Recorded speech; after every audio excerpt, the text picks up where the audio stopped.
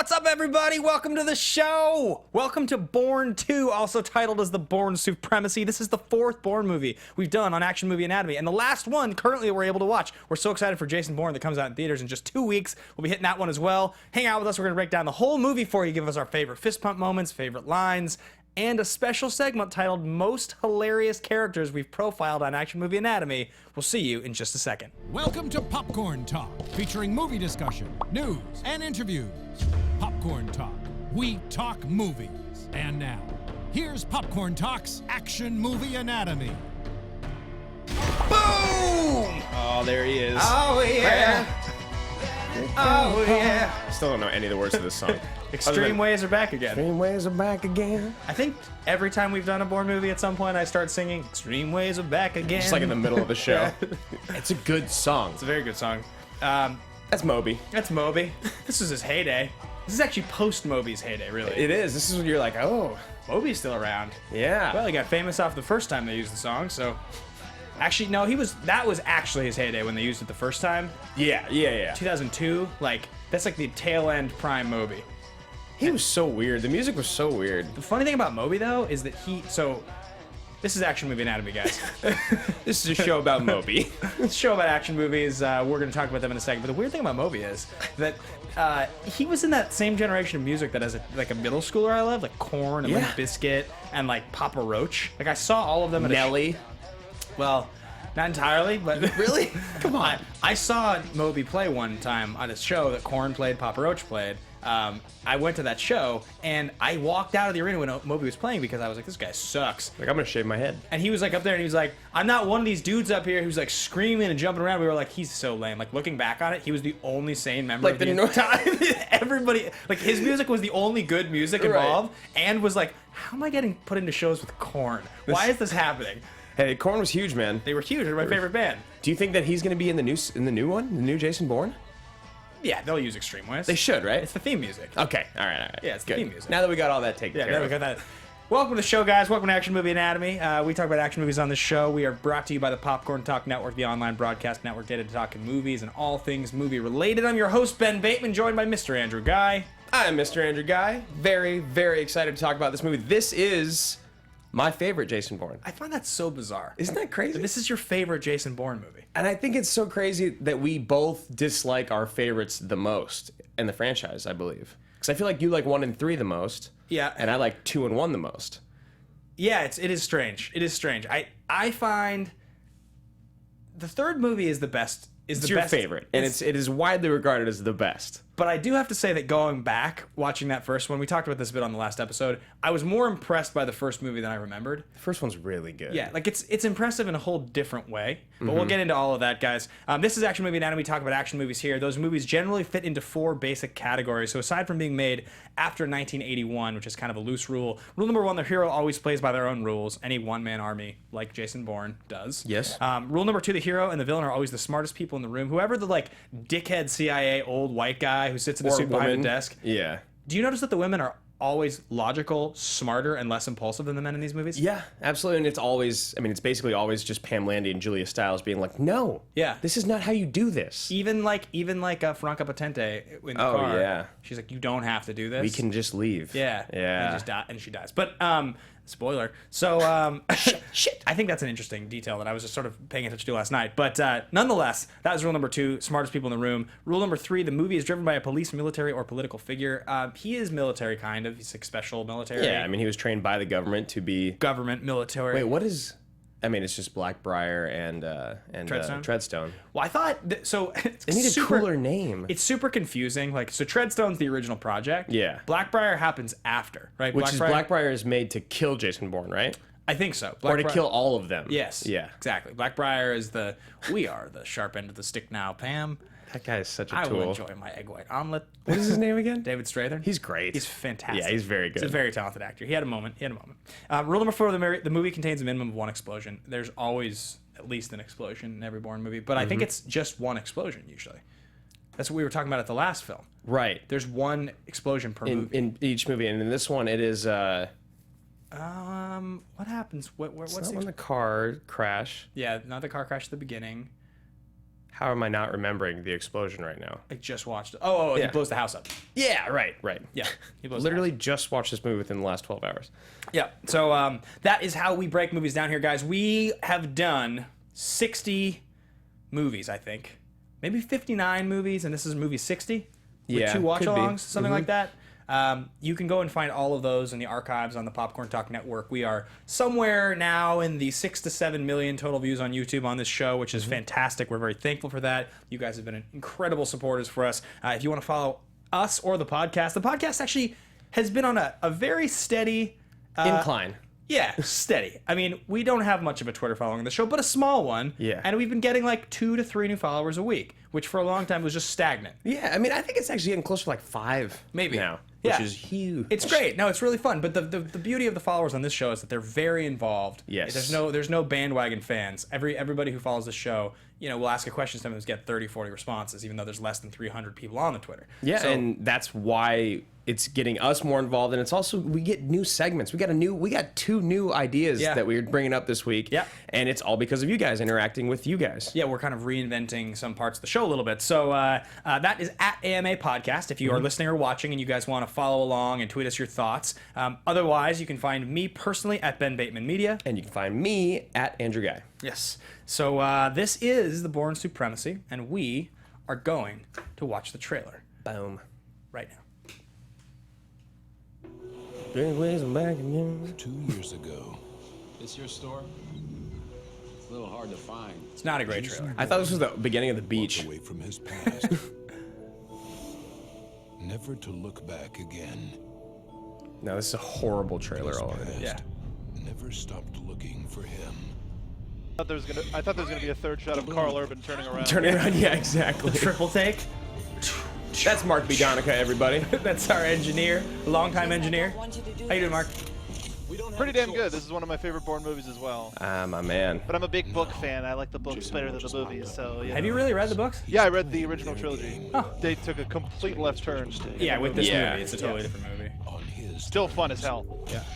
He actually knocked Knock that guy dude out. Isn't Yeah, that I read amazing? that, yeah. Matt Damon doesn't mess around. No, sir. Oh, this car chase. Why are they still after me? I don't know. We can play these games forever. He's not in front of you. You can't. That Cox. Albert Finney. That's a good one. How long do I Oh, welcome to Black Briar. Damon is Jason Bourne. I'll take the roasted Brussels sprouts, please. Some asparagus. Really? They're gonna show that in the Bourne freaking Supremacy. trailer? Pamela, Landy. This is Jason Bourne. Bourne? What did I say? If I even feel somebody behind me, I will bring this fight to your doorstep. Trace it. Right next to you. Boom.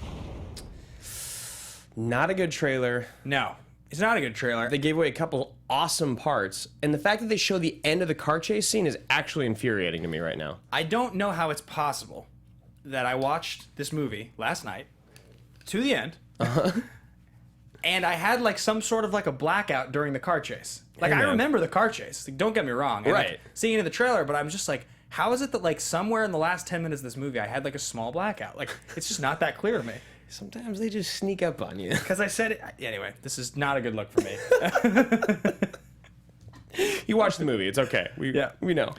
So, guys, that's the trailer of the film. We are going to kind of jump around today a little bit on the way we're doing things. We're skipping over tagline. Some of the fun segments we've been doing recently, we found as we've been doing these franchise sequels and things, they're not as much fun to jump around with because, like, things like call it a sequel or spin-off, like, they are sequels or spin-offs. Right. Things like recast, when it's the 4th movie in a franchise we've done, recasting again is kind of redundant, or Yeah, it's better on standalone movies. Yeah. Like, like Commando would have been a great one to do all those things with. Which Yeah. we did do the tagline, but it would have been fun to rename as well. And there's plenty of those coming up. So we're doing some kind of different segments today, but what we are going to start with, which is something that we always start with, is a thesis statement. And this Yes. is something we do on the show that if you've been watching for a long time, you kind of know what to expect here. But what this is we come up with sort of a broad or bold thought, something about this movie that is big and really it's like it's your biggest thought about the film. You kind of defend it all throughout the show. It should be kind of rooted in hyperbole, something like that. So I will jump in and say that this is the most irrelevant Bourne movie. It's not irrelevant like it's not good. Now, I'm going to go ahead and just jump in with mine real quick. Just because I think it'll be interesting. Okay. Mine is that this is the greatest Bourne movie and the greatest version of Jason Bourne. So, please, Bateman, back to you, my friend. When I watch this movie, it's not that any part of it feels like it's not awesome. It's that... Okay, so Bourne Legacy, the Jeremy Renner one, we all agree it's like the stalest movie. Like, it's Right, not so you're talking about the Damon ones. Yeah, so what I'm saying is that feeling when you watch Bourne Legacy is that, like, everything about this is executed great. It's awesome. He's a really good Bourne. Like, the plotting's tight. The action's awesome. But you come away with this feeling of, like, it's not that memorable and nothing really happened.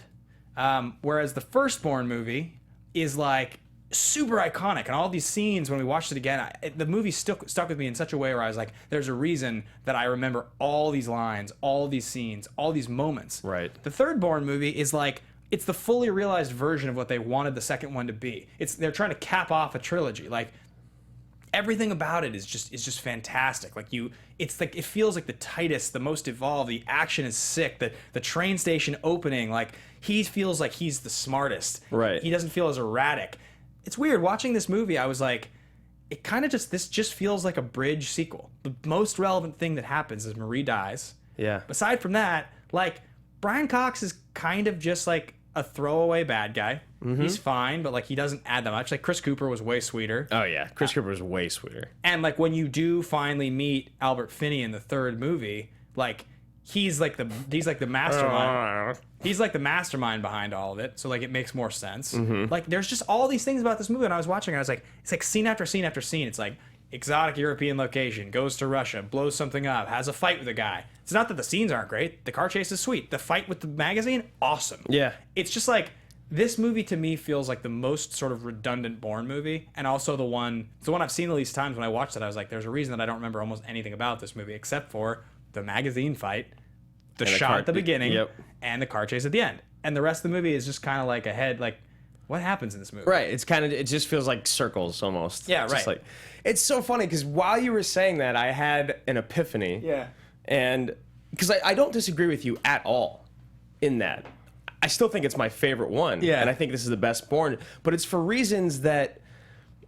It's almost like the same reasons that I love the Two Towers the most out of the three Lord of the Rings, and why I love the Dark Knight the most out of the three Batmans. And why probably people like Empire so much. Right. The first movie in all three of these trilogies that we're talking about, Bourne Identity, Fellowship, and Batman Begins, in my mind, are the three most important movies in the franchises. Yeah.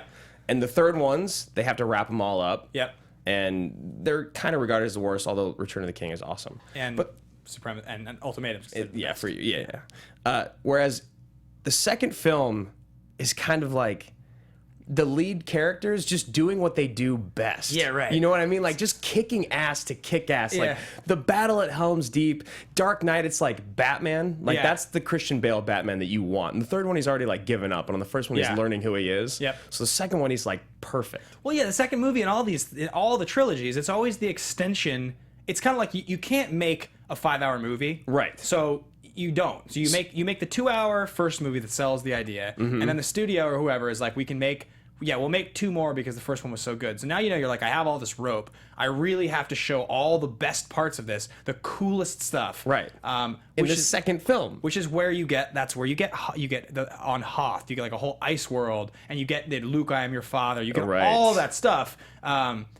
So I'm with you. I understand that, and to that end, you're totally right. Which is that, like, you get the most of Jason Bourne at his, like, Bourniest sort of. Right, because he's like, he knows who he is now, mostly. Yeah. But he's still kind of driven by that rage that he doesn't. No, he doesn't. The third one he definitely knows. And Right, the second one, the third one, he's completely figured out everything. And the I second remember one, everything. yeah, they let you know really quick in the trailer.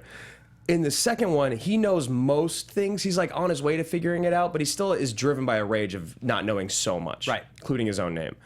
but he's also knows that he can kick ass. Yeah. So he's got the rage of his dead wife. Yeah. And the rage of this like not knowing still. His dead mistress. His dead mistress, right? Yeah. They couldn't get married yet. Franca Potente. So that's why I love him so much, because in the third one, it's just like, I'm here, I know what I'm doing, I'm gonna destroy you. And in the first one, he's figuring it out. Do you think it's weird at all that in all of the billing for this movie, like on IMDb, the second credit, or like when you look on the box and it lists the top 2 stars, she's all listed her. as the second star? Yeah. It's interesting because it's like a bait and switch a little bit, because you don't realize she's gonna die in the first 15 minutes. Yeah. If you don't know, I think that's kind of interesting, because she's really not the second star by any means. No, not at all. And even if she was, she's definitely not the second most famous person either. No. So I wonder if that was intentional, the way that they build a movie, because you're not supposed to know. I like that. Yeah. I think that's another reason why I like this movie too, is because it's like there's actually something gnarly that happens in it. Yeah, no, and that's it's a good decision they made to kill her at the beginning. It definitely It would have killed the movie if she was. It would have killed the whole franchise, I think, if she stuck around. yeah,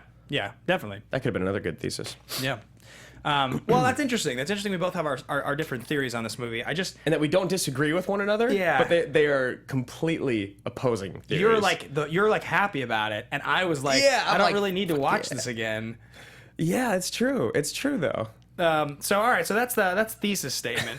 Let's move on to our next segment, which is fist pump moment. So guys, if this is your first time watching the show, or something like that, Or your this is- 60th. Fist pump moment is that moment when you're watching the movie and something happens, and fist pump moment needs to, I feel like, be clearly redefined every time we do it, because recently some of my fist pump moments, as mine today, it's not actually an awesome moment.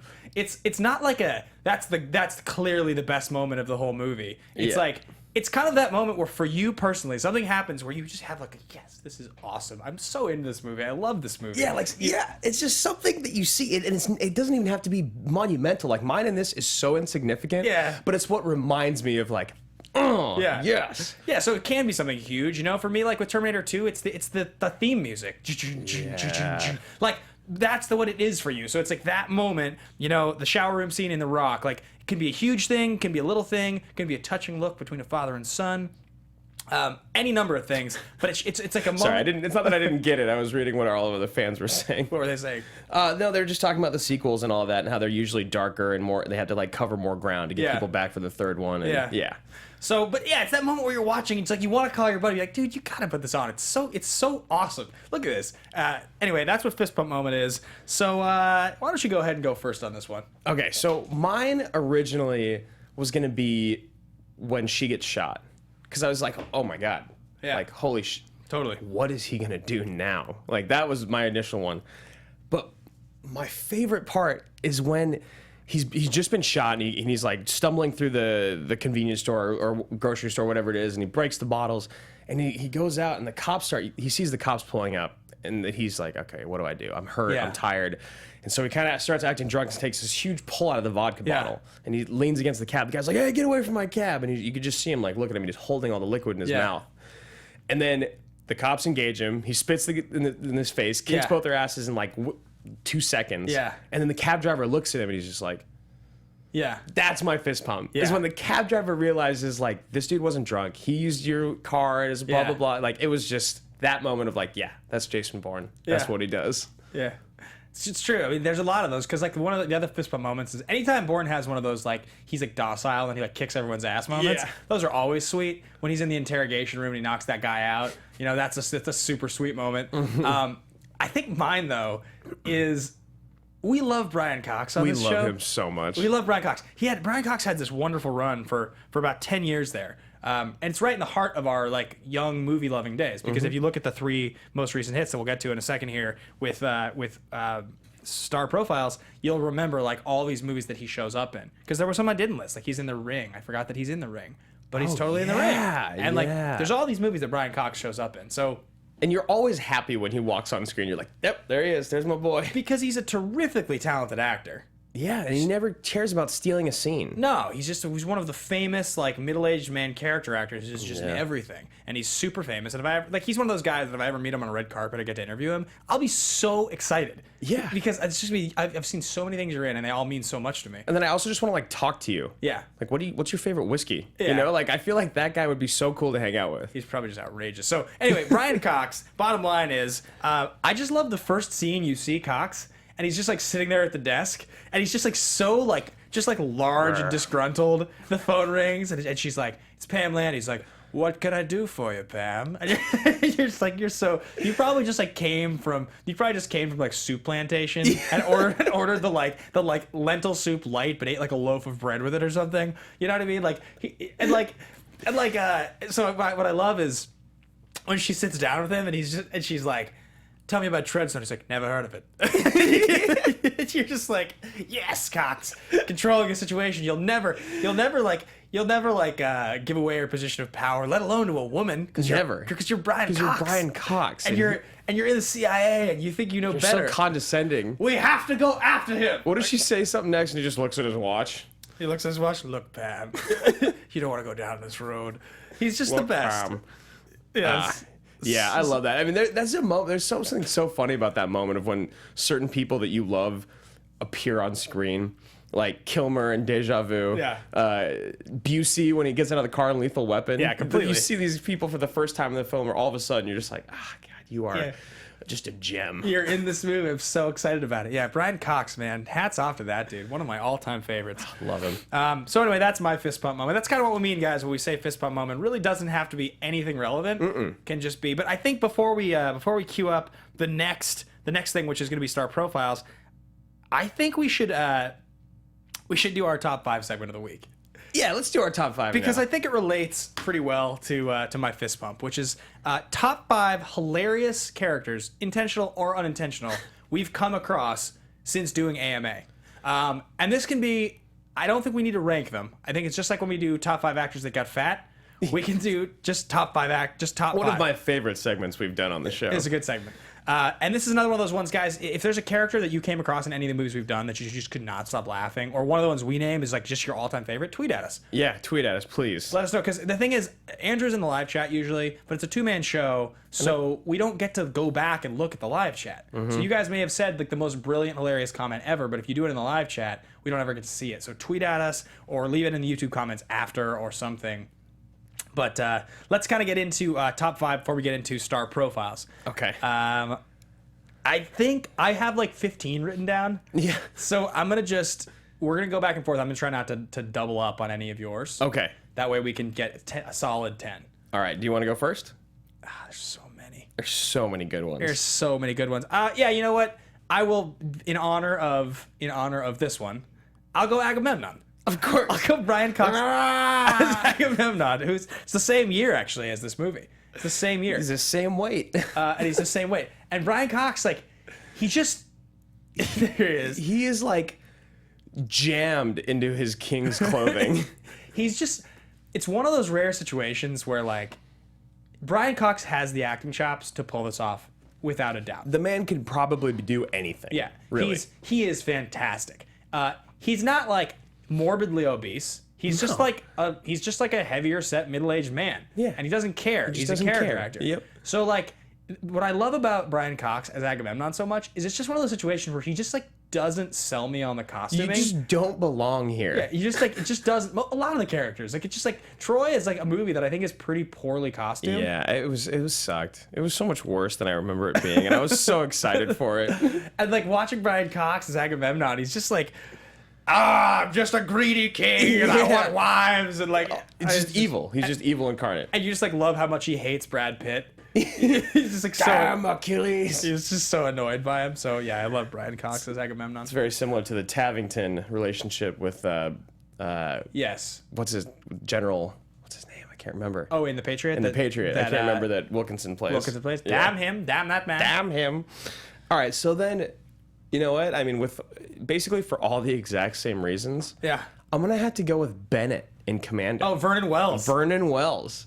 For all the same, like, you do not belong here. You're wearing chainmail that's You're two wrong. sizes too. Me and Matrix could take apart this whole outfit. Like that. Who are you? Why are you intimidated? Like, their fight at the end, that just, I had forgotten how absurd Bennett was. You're Freddie Mercury in Commando. But like 60 pounds heavier. And it's like, we shared this on Commando, but for those of you that like don't know what happened, apparently Vernon Wells replaced the guy that was supposed to play Bennett last minute. Significantly smaller. So all his clothes are like super, super tight on him, which is like, he's not even like a big dude. He's just like, just looks fat It because just makes I know the whole time I was watching it, I was like, what is going on? And It is why. The next day you're like, well, here's the reason. he like looks like he's wearing eyeliner for like most of the movie. Yeah. I think he probably is. I'm sure he is. It's a weird character. Weird dude, man. All right, I'm gonna go with one of my favorites, which is Mr. Joshua in Lethal Weapon. This is one of our favorites of all time. toothy. So toothy. This is the amazing scene when he steps out of the limo in the desert, and they've got Officer Murtaugh's daughter, and Murtaugh's like, if she's gonna die my way. And Busey steps out, and he's like, Officer Murtaugh, don't be foolish. Look at the hardware. And it's just he's just got the white hammer. It's like the white sweater and the maroon collar, and he's got the hammer pants. He looks like he belongs in heaven. His teeth are so white. Everything is so. His teeth are whiter than his all-white shirt, pant, scarf combo. He's just unbelievable. He Mr. is Joshua. beautiful. He's a beautiful man in that movie. Yeah, really, I love that one. All right, I'm gonna have to go with. Oh, you'll like this one. Arnold Oh yeah, in Predator. that was a good one. And it's not that I don't like Predator. Yeah. I don't like Arnold in it. It's just that we've talked about this numerous Yeah. times throughout the show. His conviction when delivering his lines. Oh, yeah. Now, how bad they sound. Yeah. But his confidence in saying them is amazing. Unbelievable. Do you have any examples of this? Russian cabinets went over the border 4 days ago. This cabinet minister, does he always travel on the wrong side of the border? Damn it, Dylan. Damn it, Dylan. So you cooked up a story and threw the 6 of us into a meat grinder. What happened to you, Dylan? So recently we've done 2 each here. We'll get back to the final 3, but I was watching Any Given Wednesday, which is Bill Simmons' new show on HBO, and he had Bill Hader on as a guest.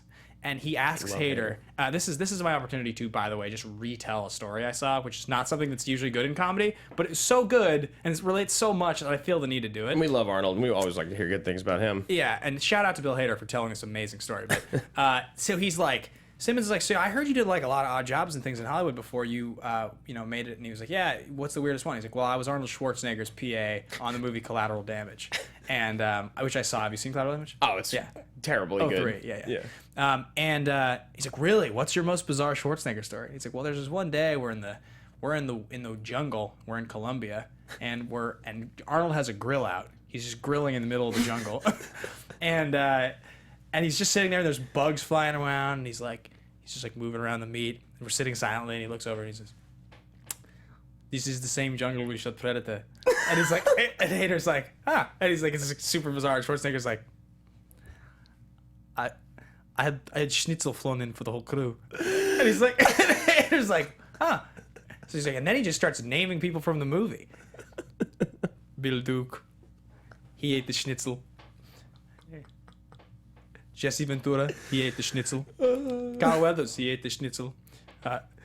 John McTiernan wouldn't eat the schnitzel. He wouldn't eat the schnitzel. Offended. Yeah, he's just sitting there moving meat around. Some bugs flying around. Hader said it's like the most ridiculous experience. I just like couldn't stop laughing.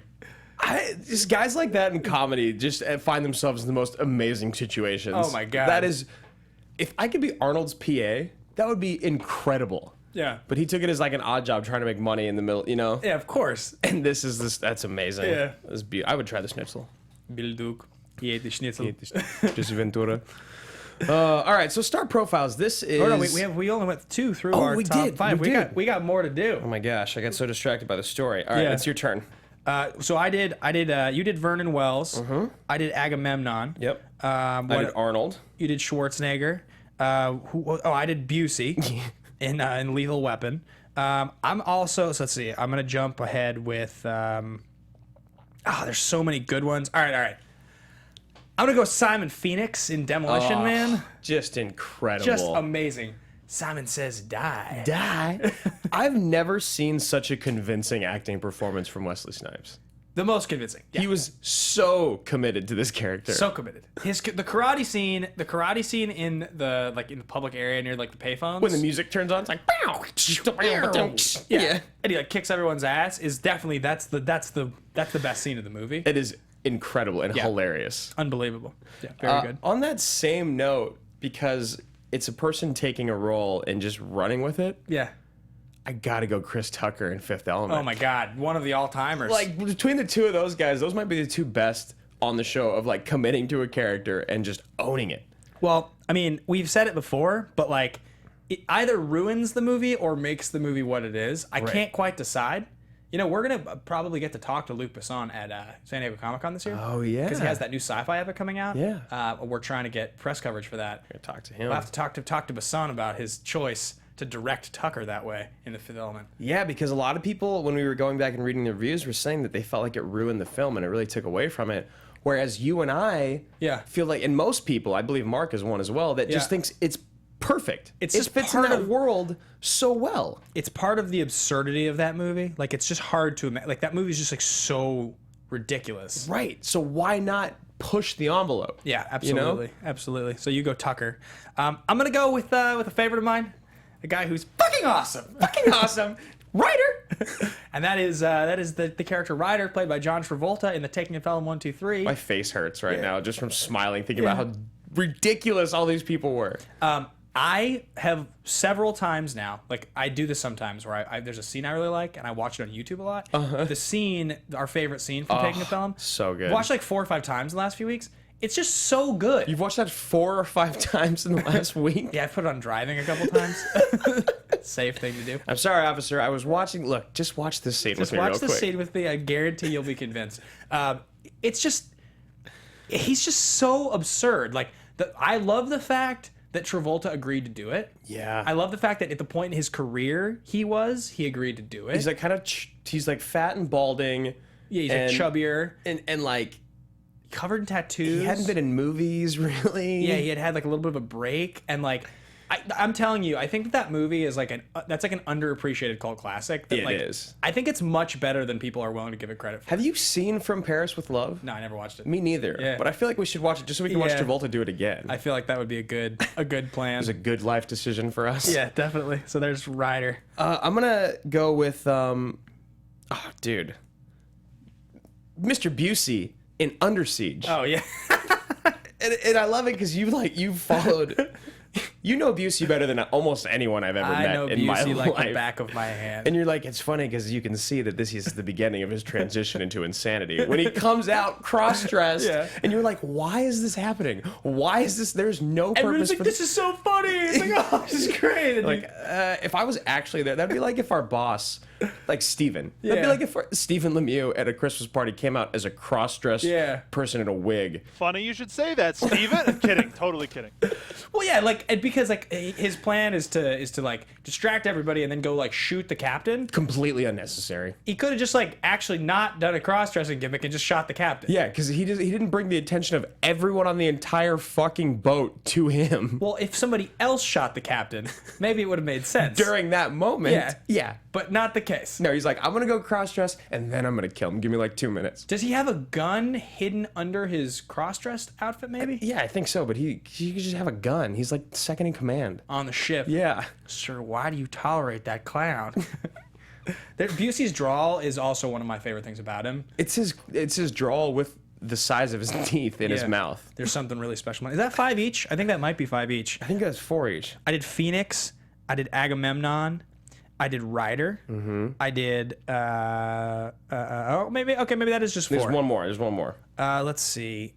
Oh, this is a tough one. I feel like we gotta just go for the triple threat here, and I'm gonna go Gary Busey in Point Break. I love that. Let's just talk about Gary Busey roles, really.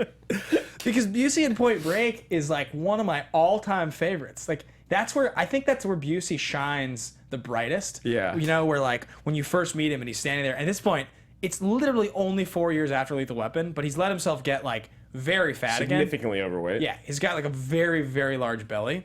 And when you first meet him and Keanu walks up to him and he's like, Pulling rocks. Yeah, and he goes, I've been in this bureau 22 years. I fired my piece over 19 times in the line of duty. I got no idea what a blind man fishing bricks off the bottom of the pool has got to do with being a federal agent. To add to which indignity, I've been saddled with some blue flamer Quantico cat. Some Johnny Unitas or something. And Keanu's like, the shit they pull. He's like, yeah. Killing me. The guy goes, Angie, it's your guy. He pulls the thing off and he's like, Pappas. Angelo Pappas, punk. Quarterback punk. He goes, 2 bricks coming up. Welcome to SeaWorld, kid. And then he jumps on the drops diving, it. he jumps on the diving board. He's like, wow! He throws his body off. It's so fucking good. You know what? I'm gonna leave that as the ultimate last one. Okay. I think it's a perfect one to finish on. It's fair. 3 Buseys in a row. Yeah, you like that I've seen the movie so many times I can just verbatim just quote like. I mean, that I could literally see everything that was happening in the movie while you were saying it. There's certain movies, certain ones. Gladiator's probably like that for you. Oh, definitely. There's a few on this list. I think for I've me. seen Point Break 60 times. So like, Yeah, Gladiator I've seen a lot. Last Samurai. Yeah. There's plenty of a them. number of times. So that is that section, guys. I hope you're still interested in the rest of the show. We have taken the majority of our time already, and we are not even to star profiles. Nope. So let's get into star profiles. Matt Damon, at this point in his career, 2004, he was 32 years old when they were filming this movie, I believe. Mm-hmm. You can start to see the age in his face a little bit. I noticed when I was watching this. It seems like he aged actually like more than a couple years there. To me. Isn't it crazy how I don't know if it's because we're getting older. Yeah. But for me, when we see, because like we love grizzled crews. Yeah, of and course. Grizzled Bourne and the new one. Yeah. Like there's something that's so awesome about them aging. That's great. Definitely. And I need it to keep happening. Yeah, I want to do it well, till like they're 60. Right up to the point that like they stop being convincing. Yeah. And like just they're like Pullman in Resurgence. Yeah. Or Their like voices get all kind of weird. Oh God, his poor voice. Pullman. But yeah, so this was like an interesting time in his career because he was like A-list but not. You know what I mean? Yeah, totally. Because like we talked about this before, but like basically you've got Goodwill's 98, and he had had a string of bit parts then. So then following 98, he's got a few years of like talented Mr. Ripley and like really establishing himself as like a talented young actor who was being in all kinds of stuff. And then Bourne comes along, and that's his first action movie. Yeah, it was the first time that he had done something like he'd covered all the bases by that point. It's also when you consider the parallel careers of he and Ben Affleck, and for a long time they were really only associated together. At that point, Ben Affleck was a year or two off of Pearl Harbor, so Right, so he was doing like Paycheck and things like that. he was kind of right? getting in. He was getting right into that bad stretch, the Jennifer Lopez stretch, which is actually another hilarious thing. You guys should watch Any Given Wednesday because there's a 10-minute rant that Affleck just curses up a storm. He says "fuck" like 23 times. All about Jennifer Lopez. He talks about that. He's like self-deprecating about like how bad of a decision it was, and then he also talks about Deflategate and how annoyed he is about it. He like seemed pretty drunk actually, so a lot of the reviews said. But anyway, nonetheless, at this point, Damon was definitely in this like. Because his movies here, Stuck on You, 2003, weird comedy. Euro Trip, 2004, comedy. Jersey Girl, 2004, like... Right, in Eurotrip, he's literally just a cameo that sings a ridiculous song a couple times, which is hilarious, but... Ocean's 12, I think, is like right around here. Like the Ocean's franchise was probably over within a couple years of this. I think it had ended by like 06 maybe, or 07. When we covered Ultimatum a few weeks ago, 07 is like right in that... He is securely an A-lister. Yeah, and that's when he's about to start, or that's when he's gunning for his Oscar, right? He doesn't he do Invictus like right around within there? a couple years. Yeah, because like also like again like within a couple years of this, he does that movie, the CIA one directed by Robert De Niro, The Good Shepherd. That's like I think that's like 05, 06. So yeah, this is very much when the world was beginning to accept Matt Damon as like an A-lister. Is there a party that feels a little weird, by the way, about seeing these young guys now who seem kind of like kids who are getting good parts in like premier Oscar roles? Like Miles Teller has like an Oscar role this year. Daniel Radcliffe has like an Oscar role this year. It's weird to me to see these guys who like a few years ago seemed like they were just coming on. Well, it's interesting because my mind's getting blown as you're talking over. Yeah. I keep thinking about this show, and we've been doing this for so long. We've watched so many of these leading men's career arcs, and it seems like so many of them, they come on the scene however they do. That's always different. Yeah. But then they do all their bit parts, and then they try to do romantic comedies and then action movies. Yeah. You know what I mean? Yeah. And I feel like now, with something about the entertainment industry and how serious you need to take yourself if you want to be a leading man. Yeah. You can't really do those type of like dumb rom-coms. Like you look at Chris Pine, you look at Tom Hardy, Ryan Gosling, like all these guys that are like A-listers, there's only like one in there or two in there. You know do what I the mean? stupid rom-coms? The stupid movies. Whereas I feel like in the 90s and the 2000s, you were kind of given more leeway, more slack. You could do a bunch of weird movies like Eurotrip and Stuck on You and Jersey Girl and Dogma. You know what I mean? Well, it's we talk about this almost every single week, but the reason for that is because as we moved into the digital red box culture, there are less and less of these B movies that get promoted like A movies. Like Right. those movies you're talking about in the 90s and the mid 2000s would get promoted as though you should go see this movie In the like, theaters, Yeah, yeah. like this leading man, like Brad Pitt is like a leading man. Go see The Mexican, right? Or like you should go see this.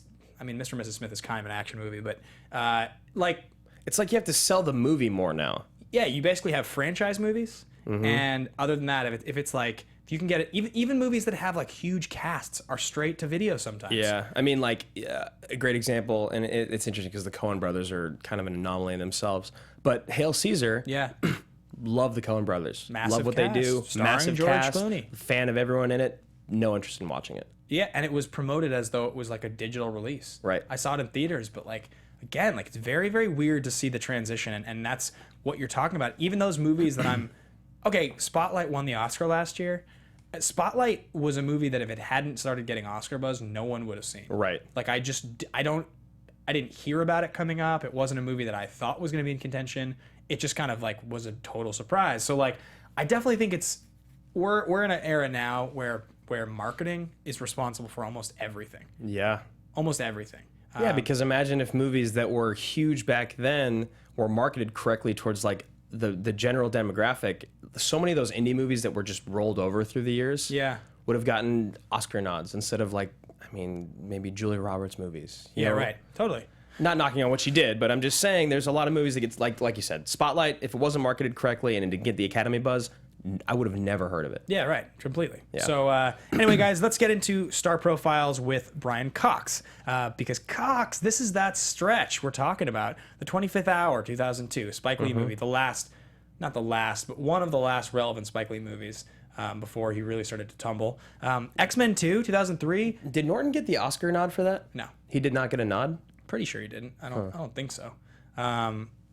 X-Men 2, X United, as I think people have tried to forget that it was ever called. It's really good. Really good. 2003, which he plays Stryker, William Stryker. For a long time, that was considered the best superhero movie until they started to kind of reinvent the expectation, and we're in this current And he era. was sweet. He's in great it. as Stryker. Yeah. He's awesome. Really good. Troy, 2004, we played Agamemnon, and then he's in this film. And I mean, like I said, around that time, he's in The Ring. He's in a bunch of other movies. Like if you pull up his IMDb from like 98 to like 2008, I feel like you see like all these movies that you distinctly remember watching. Right.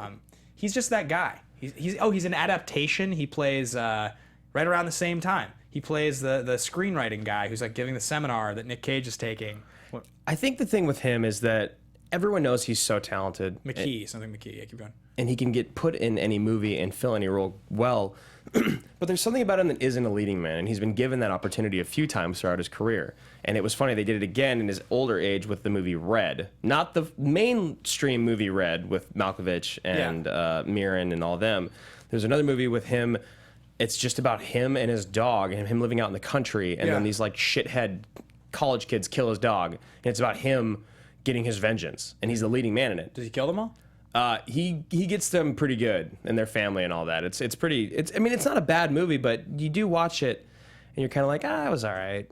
Right. I don't ever really want to watch it again. It's not memorable. There's a lot of those guys, man, but I will say I am more impressed by Brian Cox's career than 90% of leading men that have existed in our time. Absolutely. And it still doesn't mean that his time hasn't come. I mean, look at J.K. Simmons. Look at Bryan Cranston. You can really hit, Bryan Cranston with Malcolm in the Middle, that was probably what he thought was going to be the top of his career. Biggest thing. Massive. And then he just falls off. Cox must be in his late 60s now. Yeah. He's got to be. He's Yeah, got to for be.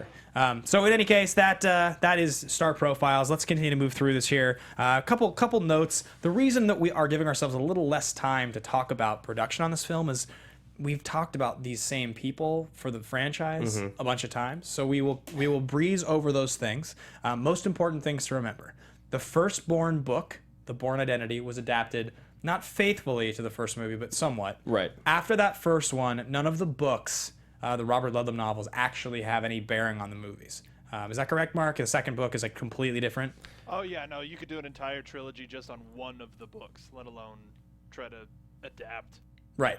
Yeah, I mean, a lot of it was like the original script had the USSR in it because Yeah. it was trying to pull from the books, but the books were so dated. Oh, yeah. You know, so they had to bring in Helgeland. Yeah, Brian Helgeland, who's awesome. Brian Helgeland's like very established. He worked a lot with Tony Scott on a lot of those Pelham. I think he wrote Pelham. I think he wrote. Which is, I mean, what else could you do that's better than I that? think he just wrote and directed Legend, the new Tom Hardy with the Cray brothers. Okay, I think you might be right. That was him. Yeah. Yeah.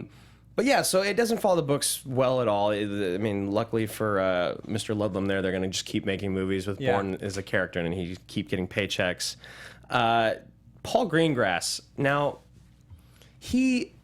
okay, so there was a quick little trivia bit that I read, and that was that the average scene take It's like less than 2 seconds. is 1.9 seconds. Yeah. And I'm so sorry, audience, that I just told you that because it's going to fucking ruin this movie for you. Yeah. Because I went back and watched like 20 minutes of it today. Yeah. Just because I want to watch the car chase scene again and something else. And I sat there and it was like, one Mississippi, one Mississippi, one Miss. Like I did that for like 20 minutes. Tons of fast cuts. They're all 2-second cuts. Yeah. The longest scene cut was right after the car chase ends, and it's Underwater? It's him walking. No, it's Damon oh. walking in the tunnel, and he's got the shaky cam, and he's Yeah. like walking up to the car. It was like a 6-second shot. Because that's how it ends, and the third one picks up right there. No. This one ends with the phone call with him and Landy talking. Right. He's on the roof. That's it. Yeah. So it's yeah. basically car chase ends, calls Landy, cuts. Yeah. So right. essentially, yeah.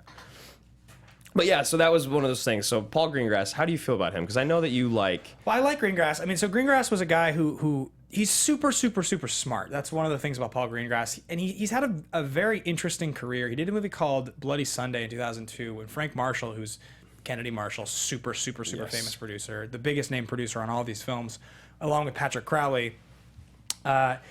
He chose Paul Greengrass based on the success of Bloody Sunday. He liked that movie a lot. That was made in 2002. And he wanted somebody who was kind of a little more of an indie or an art house director to do the next Bourne film. So he chose him for Supremacy. Greengrass has gotten away from it a bit more now, but he is definitely known for that shaky cam, fast cut, kind of gritty, very industrial feel to his. Does it bother you as much as it bothers most people? Not so much, but again, like there's a part of this movie that the reason that I think I feel the way I do about it is that I think some of his style got exposed. People talked about it a lot after the fact. And in the end, the third movie is the better movie because it's not relying on that as much. It's interesting you say that. It's like the third movie just like has more to it. This movie, I think he was really experimenting. I mean, you can cue up the scene right now, Mark. You can kind of play it in the background. This is the referenced fight scene from this film. But like, I mean, so yeah, this is like a little. That's like 2 seconds so this is like a little longer. Cox is 70, by the way. He's 70. Yeah. I mean, this is longer than like 2 seconds. Yeah, cut. Yeah, shaky cam, up close. Yeah, I remember watching this in theaters, and I remember when I was reading about it and people were talking about it, like, it's that shaky cam up close stuff where like he calls it his documentary style shooting when it's not. it's kind of difficult to tell exactly what's going on a lot of the time. Yeah, I mean, it takes away from the fight kind of because he wants you to feel like you're right there next to it. Yeah. But like that's not really what you feel like. Yeah, it's just a lot of like muted tones of like, sort of blacks and tans, and like you get the big action moments, but like a lot of the way it's shot is I think that it's just like we talked about with Man on Fire with Tony Scott when people start to get their style smooths out over time, but when they try that drastic thing at first, and I think he was in a period, because if you watch like United 93, like yeah, it's very different. It doesn't rely on that anywhere near as much. If you go further into his career, I'll be curious to see how Jason Bourne looks. If it feels a lot like watching this movie, or if it's because he's directing it, right? Yeah. It's interesting too. Did you read about how the magazine thing? They were saying like he was just walking around set after this room was set up, and he was just looking at things like, what can we use here? And so he like picked up the magazine, he like rolled it up real tight. He started like hitting. He's like, this kind of hurts. Yeah. And then he would walk around and just hit people on set. Be like, see, we could use this. And so Damon and this guy's name is escaping me right now, unfortunately. Before the scene, before every time like on set, before filming any part of the scene, they'd be sitting there and they'd just hit each other with the newspaper or the magazine, and they both get like welts and bruises from it. Yeah. So like it's legit. Yeah. If you know how to fight with a magazine, you can do some work. Well, so in the House of Munich, when Jason Bourne uses the rolled newspapers, is something I pulled. He is using a martial art derived from eskrima, an old Philippine martial art, also called arnis or kali. The fighting style is mainly used. It's used with sticks to fight, but in modern times, the use of everyday objects is taught. So, including ball pens, as seen in Bourne Identity, rolled up newspapers, and the film is combined with Bruce Lee's Jeet Kune Do. Jeet Kune Do. So. That's sweet. Yeah. I wish I could fight with a newspaper or If a you were magazine. fucking Jason Bourne, you could. See, I love that guy. So anyway, yeah, that's kind of Greengrass. Greengrass is super smart. He wrote a book about like government espionage, I think in Britain, that was banned from the country because it exposed too much of what was going on with the MI6. And wasn't it all based off of just his speculation and No, stuff? I think or he, was he it... had like real information. or- Okay. There's some crazy shit you can read with Greengrass that's pretty wild stuff. He's a little too smart for his own good. Yeah, exactly. Exactly. But he's awesome. Yeah. So getting into critical and box office here, Universal released this movie. It cost only $75 million to make, so it was a substantial investment. But they knew, based off the success of the first one, that it was going to be huge. It opened July 23rd, 2004. $176 million domestically, 112 worldwide, for a grand total of $288 million. In a lot of money. 2004, a lot of money. Which And ranked 8th domestically on the list for the year. There you can see, with Troy coming in 13th. of course. Of course, National Treasure coming in directly behind it. Day After Tomorrow, good old Emmerich. Wow, it made. Excuse me, I'm sorry. It made more money than National Treasure. Yeah, That's pretty big. I actually find it surprising that it made more money than Troy. I do too. Yeah, Ocean's 12. So this is right. Yeah, the next one had to have been a few years later. But yeah, Shrek 2, Spider-Man 2. I'm actually shocked that it made more money than so many of the movies on that list. Yeah, totally. Shark Tale. I would have thought Shark Tale made more money. Yeah. Yeah. And that was like when Will Smith was still in his like $20 million every single movie. Every movie makes He over has the 100. 11th and 12th highest ranked movie on the list. Yes, he sure does. Those are both pretty good. The Incredibles. That doesn't surprise me. Harry That Potter. movie's awesome. Yeah. Meet the Fockers. Love it. Yeah, so this movie opened at number one, $52 million, and it's got a 7.8 on IMDb, and I think Ultimatum had an 8.2. Something like that. Something like that. Yeah, it's it not isn't too a far from 250. This movie kind of follows our usual general rating scales with Rotten Tomatoes. 81%, 74%, and 90% based off all top and audience reviews. 90 on the audience. Huh? But I wonder what the audience gave Ultimatum. I think it was like 92. Something right It was a around little the same. higher. Yeah, Okay. I mean, you're right. I mean, it is generally Yeah. higher all the way across the board. So someone from Time Out magazine wrote, director Greengrass proves himself equally adept at action, building on the edginess of Doug Liman's original with a feverish handheld camera and frenetic editing. So it's like, yeah, pretty much pointing out what people remembered this movie for. Like the biggest change from the first one. Yeah, right. And then James Berardinelli, who we actually, Berardinelli. from Real Views, I think we referenced this guy a decent amount, falls short of its predecessor in almost every area except perhaps acting. Looking back on those two movies now, because I mean now we've seen each of the Bourne movies from a critical eye within the last year, Right. Which is not something I had done in a long time. I hadn't seen the first or second in a while, and it had been a few years since the third one either. Yeah, true. And I had never seen the fourth. Looking back on it, like the style that Greengrass introduces in 2 and 3, while very interesting, still I think falls short of the first film being the best. I still think that now, in retrospect, if I was going to make like a, you know, if any of those movies are going to go on like some sort of iconic top movies list for me, I think it's the first movie goes on there. Even though I think the third movie, like in some ways feels like a better movie, it doesn't hit like the first movie hits. Yeah, absolutely. And I completely agree. Even though I said that this is the greatest Bourne for me, Yeah. movie and character, that doesn't mean that I think it's the best Yeah. of the franchise. Just like I said earlier with what I was talking about. Fellowship, Batman Begins, A New Hope, Yeah. and Identity, these are all the most important, and they're the Definitely. most important for a reason. Now, whether I enjoy the installments after that more, that's a different topic. Now, I don't think Mission Impossible 1's the best. I completely agree with you. And I don't even think it's one of those where like the later movies are better, but it owes everything to 1. 1's a completely different kind of movie. It does kind of stand on its own, but you love Brian De Palma. Do you know that in his day, like this is like why in his day Brian De Palma was like one of those, he was like a Nolan, Spielberg like level, like the biggest of the big, stylistically brilliant, like the kind of guy that like would open a movie and like people would see it because it was a Brian. Like, you hear De that? Palma Like De movie. Palma's making a new movie. Yeah, that kind of Tarantino, guy. a new Tarantino movie's coming out. Yeah. Like that type of thing. In like Tarantino's heyday, but like Yeah, exactly. yeah, I think it's just crazy to me that like he's I guess he's just got old, but in any case, let's get into favorite line. Let's get into favorite line. I hope we have the same favorite line. Oh, do you? It's a Cox line. Oh, it is. Is it the What wor- is yours? You're starting a Look, shit. What? What is it? Look, Pam, I've given 2 marriages to this bureau. I've shoveled shit on 4 continents. I'm sure as shit not going to throw it away for like whatever he says there. Yeah, that's a great one. My favorite part of what he says is that I've given 2 marriages to this bureau.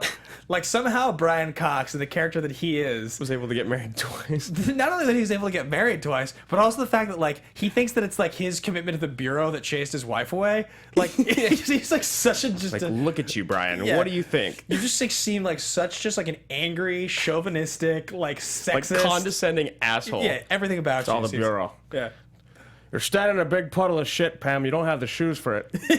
He's just like Love it. because when she takes over the operation and they're in the office, he's so disgruntled. Oh, he's so mad. And he's like a pouty child, the way he Yeah. like paces around. I feel like he has like a book of just like one-line insults that he just reads with just like angrily in the corner whenever something doesn't go his way. Yeah, completely. So yeah, that's my favorite line. I like Okay. that both of them are Brian Cox, have nothing to do with the movie. Like Brian Cox may be the best part of this movie. It's quite possible. Yeah, I mean, I think the best actor in the whole thing is probably Pam Landy. She does a good job. She does a really good job, but I just hate her. I forgot. So she's not in the first movie. No, she's not. This is the introduction of her. Yeah, she's in 2, 3, 4 though. Yeah, and she'll definitely be in 5. Or she's not in 4. Is she in 4 with Renner? I can't remember. I don't That think movie was so forgettable. it's weird, right? Yeah, for how much I love all the people in it, is so forgettable. Yeah, I remember almost nothing about it.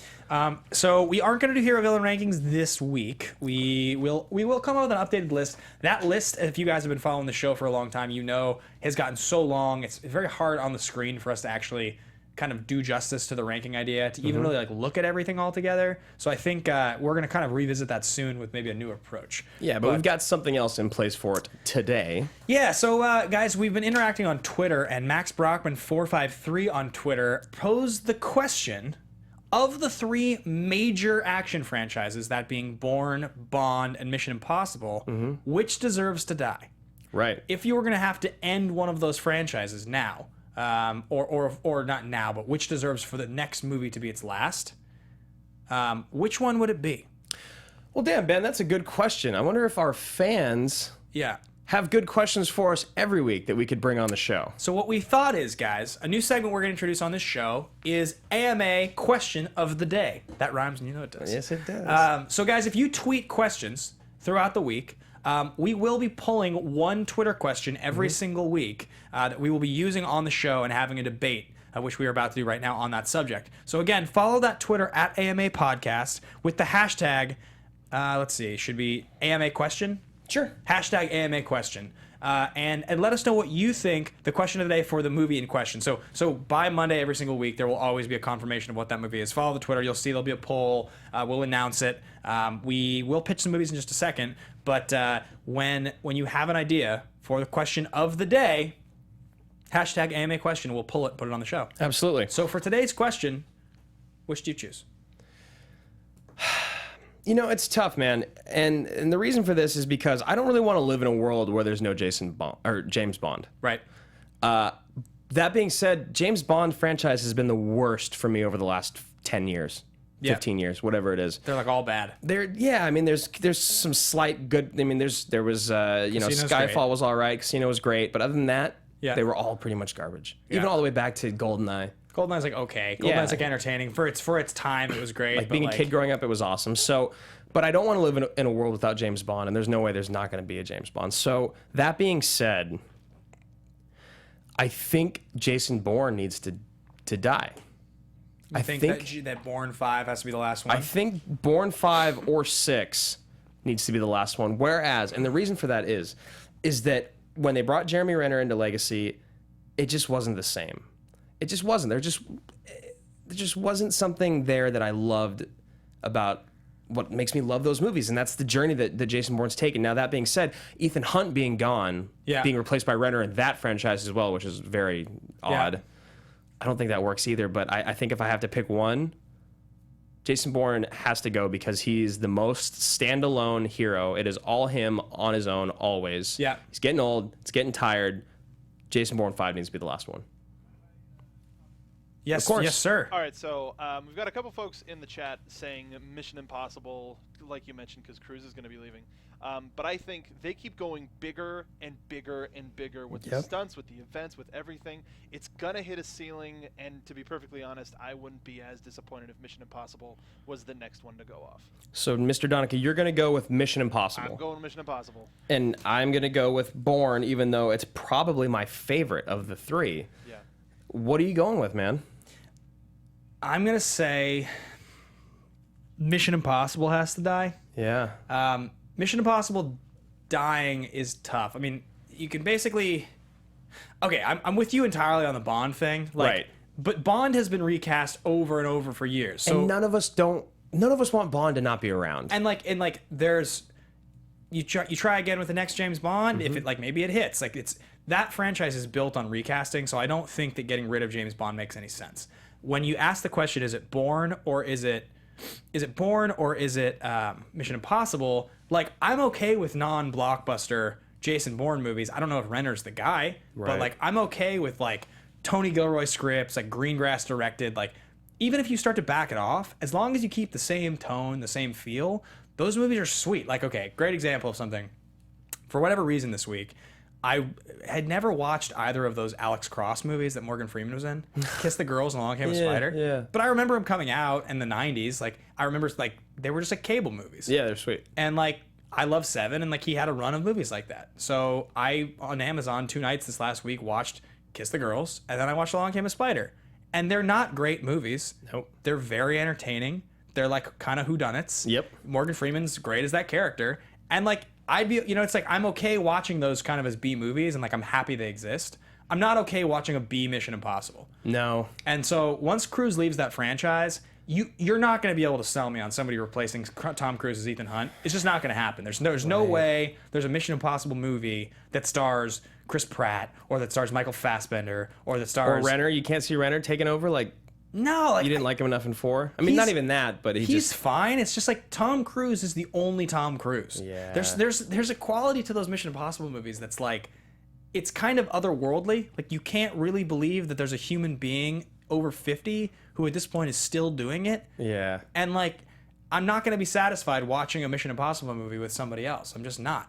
It's like the Fast and the Furious movies can continue to add characters, but those original guys, the ones that are all still alive, of course, will continue to be in those movies. Yep. Like, those are so many supporting characters. It's not like I watched those movies for Vin Diesel. I didn't watch those movies for Paul Walker. I don't watch those movies for any specific character. Yeah, and honestly, if Tokyo Drift was just a better movie, it would have been fine. It's not that I missed the people in it, it's just the movie sucked. The Mission Impossible franchise hinges on Tom Cruise, and it hinges on it Yeah. being a huge thing. Whereas, like, if you give me Jason Bourne and it's another Renner movie, or like you give me Jason Bourne and it's like, who's like a brooding, like could be an awesome Jason Bourne type of like action guy. What if Liam Hemsworth turns out to be a good actor? Liam Hemsworth gets jacked and just turns out what if that's what happens? Like, who knew Matt Damon was going to be a great action star? We knew he could be art. We knew he could be art house. We knew he was handsome, but like he proved to everybody that he was that guy.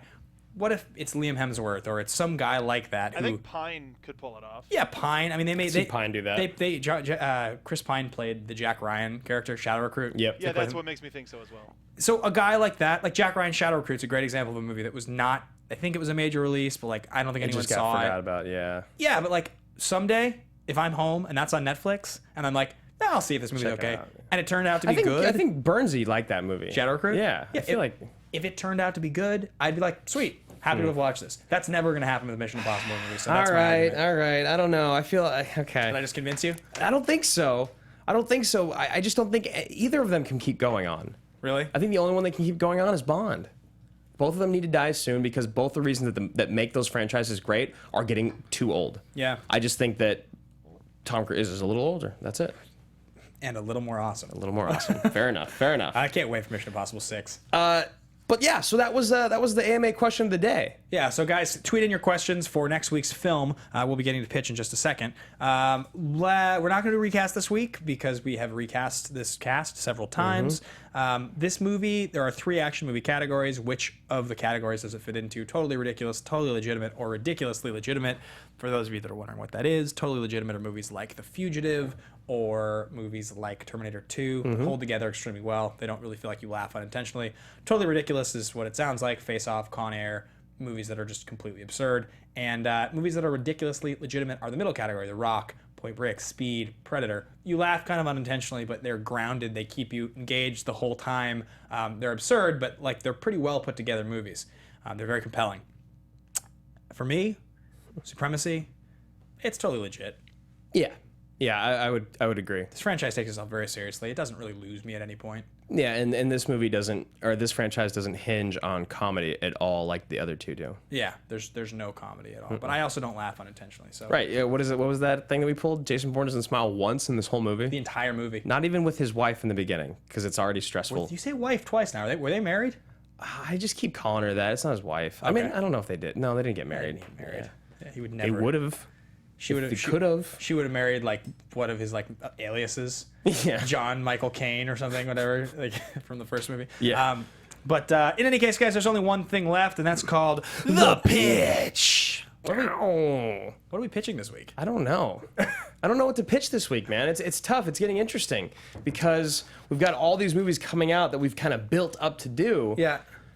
So what if we just do standalones? Why don't we just pitch Reacher And Unstoppable because of Chris and Pine. Equalizer?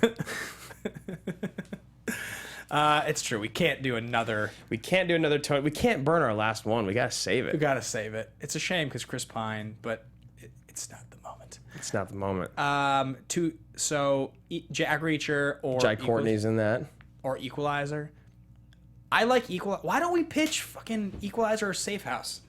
Okay. We haven't- Yes. we haven't because seen Safe House, We right? have. Neither of us have seen Safe House, and we have never done a movie on the show that neither of us have seen.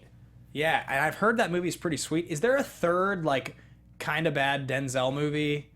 I don't know. We just did a Denzel. We just did a Denzel movie. No. So we got Equalizer. We could pitch it. We could do a triple pitch. Equalizer. Jack Reacher. Yeah. Yeah. Or like, is there? Why don't we pitch Reacher, Safe House, Equalizer? Okay. Let's do the 3. Okay. Do you have a favorite in there, Donica? I'm a fan of Reacher. I think Reacher is pretty badass. Okay. Okay, we pitched Reacher last week. Do you want to make your play for it right now? Just why it's sweet. I mean, you kind of took the words out of my mouth, so I figure we just I'll edit the stuff that you said last week, this week, Just because I can't say it any better. Paste it over here. Yeah. I Yeah, why mean, not? Tom Cruise being a badass in a movie that's getting a new installment that looks incredibly sweet. Yeah, the second one looks great. The new trailer looks awesome. Movie's underrated. It's like kind of campy in a way Yeah. that like you watch it and you're like, if you want to criticize Tom Cruise and you want to say it's a bad movie, you easily could. Exactly. Easily. But if you want to buy in and like, there are some great fighting moments. The fighting's really sweet. To me, that movie is a solid B-, but it's a very entertaining B-. Yeah, everything that he just said, just put Denzel Washington's name in for Equalizer. Yeah. Because it's the same thing. Yeah. It's awesome. He's got like that cool like timing. He's like, hold on, before I kill all of you, I'm going to time 15 seconds. See if I'm still 15 good. seconds. And he's 2 seconds slow. But he's got like the sweet fighting and the counting down. He's like incredibly precise with his movements. He's old. He works in like a home improvement store Yeah. or a hardware store. And then at the end of it is like an R-rated version of Home Alone. Yeah. He's got like the whole place set up with all nail these gun? Yeah, Yeah. like it's so cool. I thought that movie was so much worse than I've seen it like twice on cable the last 2 weeks. Yeah. Awesome. I've only seen it once. I saw Equalizer. I haven't seen Safe House, but I've seen Jack Reacher. They're all entertaining, the ones I have seen, and we hear Safe House is sweet. Yeah, and then the reason for that we're pitching that is like, how cool would it be for all of us to be in on a new movie for the first We've time? never seen before. Yeah. Yeah. It's another one of these like Denzel Washington overseas made lots of money, and we have no idea what the movie is. And I heard Reynolds is good in it. So those are the 3: Jack Reacher, Equalizer, and Safe House. And Safe House. Those are our 3 movies. You guys can find those in a poll that we are going to put up as soon as the show's over, and that's going to be on at AMA Podcast. Once again, guys, thank you for watching. If you want to find me, you can find me at Ben Bateman Media on Twitter and Instagram. And you can find me on Twitter at Andrew Ghai. We'll see you guys next week. Take care.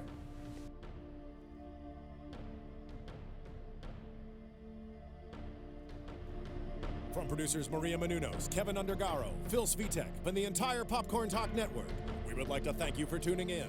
For questions or comments, be sure to visit popcorntalk.com. I'm Sir Richard Wentworth, and this has been a presentation of the Popcorn Talk Network. The views expressed herein are those of the hosts only and do not necessarily reflect the views of the Popcorn Talk Network or its owners and principals.